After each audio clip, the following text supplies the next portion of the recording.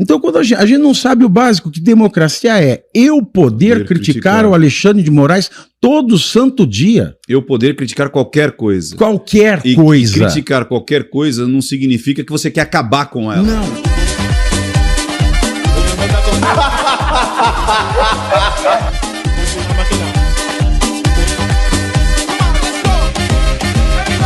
E aí a gente estava falando dessa situação de como as pessoas transformam os seus heróis, que é a teoria do Antônio Gramsci, que é você transformar a realidade numa disforia, né, transformando Lampião num herói, transformando outros tantos aí. Agora, agora nós chegamos ao último estágio, que é você transformar as palavras. Também.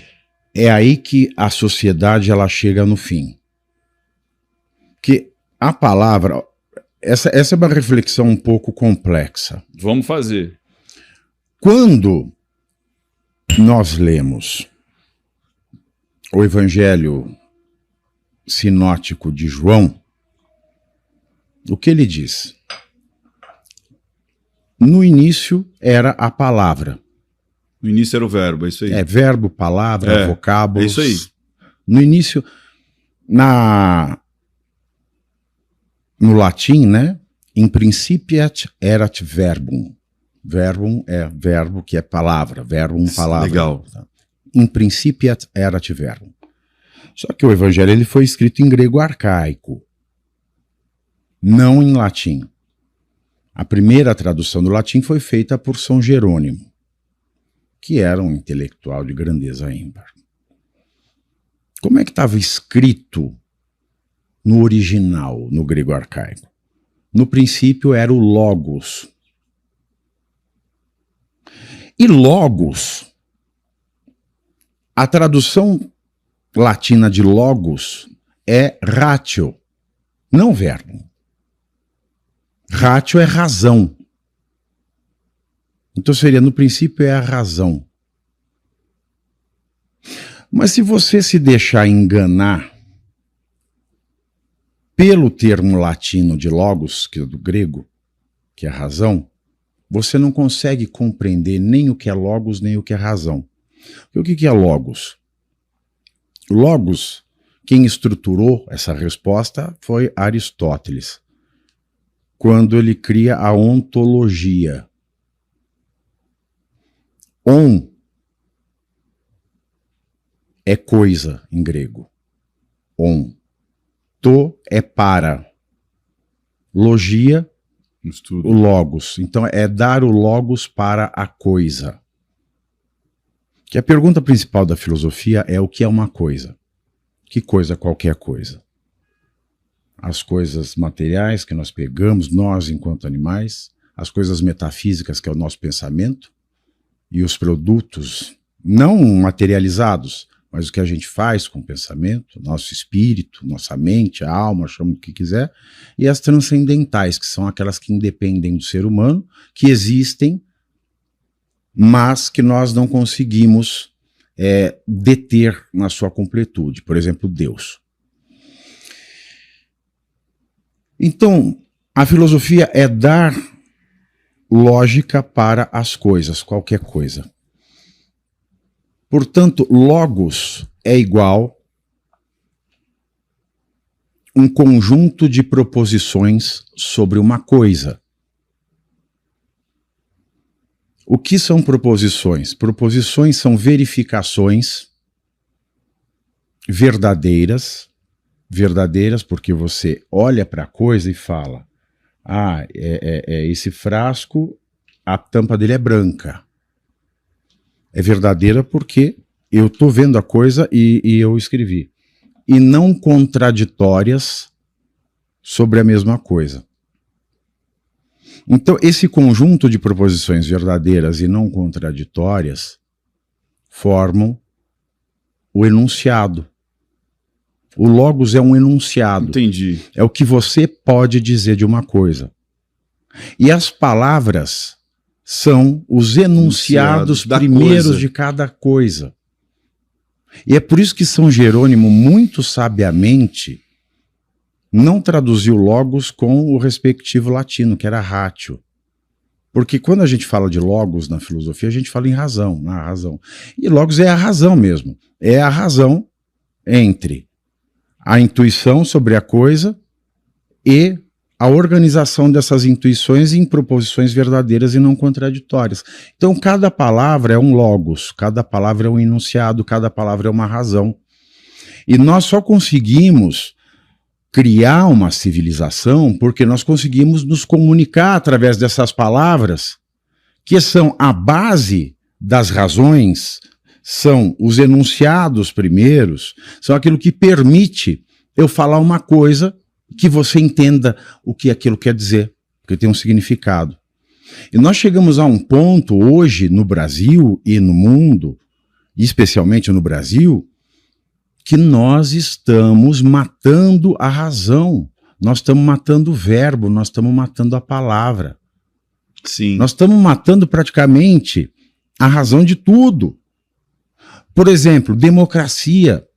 Bate-se democracia, democracia, democracia para um público que não sabe que democracia significa poder do povo, não é governo do povo. Não é governo dos eleitos pelo povo. Não é governo para o povo e nem é governo pelo povo. Democracia não é a demo do latim, que é Satanás, ou o rival do Jesus, ou Alexandre de Moraes. Demo, do grego, é povo, cidadãos, o coletivo de cidadãos. Kratos é poder, não é governo. Então é poder do povo. Mas poder de quê? É isso que é o mais interessante. A democracia ela surge alguns anos depois em Atenas. Alguns anos depois do quê? Do surgimento da filosofia. E a filosofia ela é a quebra feita pela aristocracia ateniense, a quebra da aceitação às respostas das diversas religiões, porque os textos sagrados se ocupam de responder o que é uma coisa, o que é cada coisa. E como eles eram comerciantes marítimos, eles tinham contato com outras civilizações, outros povos, que tinham crenças diametralmente opostas e tinham o mesmo resultado. E ali, então, aquela aristocracia, e porque em Atenas não existia uma religião, nos rincões da Grécia, sim, as religiões órficas, pitagóricas, mas em Atenas tinha uma poesia de Homero que adotaram como religião oficial, que é a religião dos deuses do Olimpo, mas que não tem um livro sagrado. É poesia, e poesia se discute, se critica. E quando eles começaram a comparar as coisas... Seriam os mitos. Eles falaram, não, a gente tem que ter uma resposta melhor do que a resposta dos mitos. Então, o poder que vem no século VI a.C. é o poder da crítica, da qual nasce a filosofia. E é esse poder da crítica que faz nascer esse sistema chamado poder do povo, que é a democracia, que é o poder de crítica. Então, quando a gente não sabe o básico que democracia é, eu poder criticar o Alexandre de Moraes todo santo dia. Eu poder criticar qualquer coisa. Qualquer coisa. Criticar qualquer coisa não significa que você quer acabar com ela. Não. A democracia está na crítica, não está na legitimidade das instituições, uma obra. Então o que eles estão fazendo aqui nesse país? STF e governo Lula. Eles estão destruindo o verbo, eles estão destruindo a palavra, eles estão destruindo a razão, eles estão destruindo Deus. Porque o Deus para nós é a palavra, porque se ele não tivesse dito nada teria acontecido. Então, quando você esvazia a palavra, você chega no último estágio da aniquilação da civilização. E nós vamos voltar às tribos, nós vamos voltar aos regimes de violência. Quando uma tribo está mais forte, ela subjuga a outra. A outra consegue ficar mais forte, subjuga aquela. Isso não é civilização. Não há direitos humanos onde não há civilização. Não há civilização onde não há direito. Não há humanidade sem palavra. A palavra, essa arte divina, porque as nossas cordas vocais não foram feitas para falar, foram feitas para dividir o ar do alimento e para que a gente emitisse grunhidos em situações. O domínio da palavra, ele é tão considerado por Aristóteles uma coisa, e também Platão por uma coisa tão divina, que cantar, se a gente não foi feito para falar, cantar é uma coisa que a gente ainda falar com significado, de maneira rítmica. Cantar e escrever poemas recebeu o nome de música. Ica, a arte das musas, as 7 filhas de Zeus. Música. A palavra é sagrada e é inexplicável. Tanto que a filosofia ela roda hoje na pergunta, em perguntar-se da palavra. O que eles estão fazendo é romper com a civilização e romper com a democracia, chamando isso de democracia. E aí entra aquilo que está no livro de Hitler, Minha Luta, Mein Kampf. Uma mentira martelada 100 vezes se torna uma verdade. E é isso que eles estão fazendo. Porque a democracia é eu poder criticar. É uma ova, legitimidade da instituição. Vamos catar coquinho. Aí o Lula ainda teve o estado da arte fascista de criar. E deu para aquele imbecil do Jorge Messias, que não poderia ser AGU, porque você precisa de notável saber jurídico. E veja, o Lula foi o primeiro que colocou um sujeito sem nenhum notável saber jurídico, se é que tem saber jurídico, no STF, que foi o Toffoli. Que não completou conseguiu passar 15 anos de jurisdição inconstitucional, porque a Constituição exige notável saber jurídico. Não conseguiu passar em concurso, mas não só. Não fez uma pós, não fez um mestrado, não fez um doutorado, mente no currículo até hoje, que é professor convidado dos cursos de pós-graduação da USP. Isso é impossível pelo Estatuto da USP, porque ele não tem doutorado. E também, mesmo se fosse o caso especial de professor convidado por notabilidade, esse prazo pode ser de 2 anos e já venceu, que nunca teve quando foi, porque para você ter notável tem que ser antes de ser escolhido ministro. Sim. Não tem um livro publicado, não tinha um livro publicado, um artigo de relevância em revista de relevância para ciências jurídicas, não era professor, ou seja, você pega alguém sem notável saber jurídico e se faz passar. E aí a gente tem o Senado, que não vale nada também, que deixa passar. Que seria o contraponto, o contrapeso, a sabatina. Aí tem o AGU, que não tem notável saber jurídico, e ele entrega para o AGU Lula, no dia 1º de janeiro de 2023, um órgão nazista chamado de PNDD, Procuradoria Nacional da União, tem um pleonasmo aí, Procuradoria Nacional da União de Defesa da Democracia, que serve para quê? Para processar quem critica, afetando a legitimidade das instituições e políticas do governo Lula. E adivinha quem foi o primeiro processo da PNDD? Para você. Defesa da democracia suprimindo crítica? O Alexandre de Moraes quer defender a democracia regulando o que se fala?